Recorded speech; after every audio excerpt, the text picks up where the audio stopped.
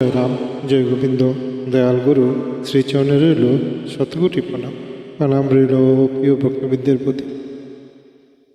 বিনা ভাড়ায় পরের ঘরে বাস করিতে হইলে ঘরের ব্যাগ সহ্য করিতেই হইবে। লোকের দেহই বন্ধন, এই দেহকেই বাসনাময় বলিয়া থাকে। এই দেহকে মুক্ত করিতে চেষ্টা যাহা করিতে হয় তাহা কেবল ভগবানের স্মরণ বই, আর কিছুই নয়। সাধ্য সাধনে নিষ্কৃতি হয় না।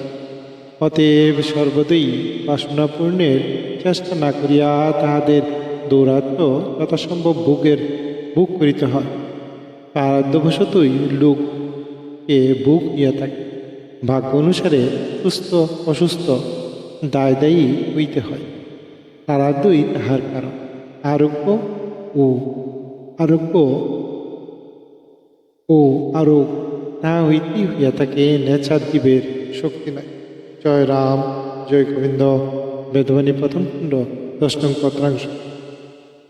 গুরু ভ্রাতা, গুরু ভগিনী এবং বিশেষ অনুরোধ রইল, দয়া করে চ্যানেলটি লাইক, শেয়ার ও সাবস্ক্রাইব করবেন। আপনার মতামত কমেন্টে জানাবেন। পরবর্তী ভিডিওতে আবার দেখা হবে। সবাই ভালো থাকবেন।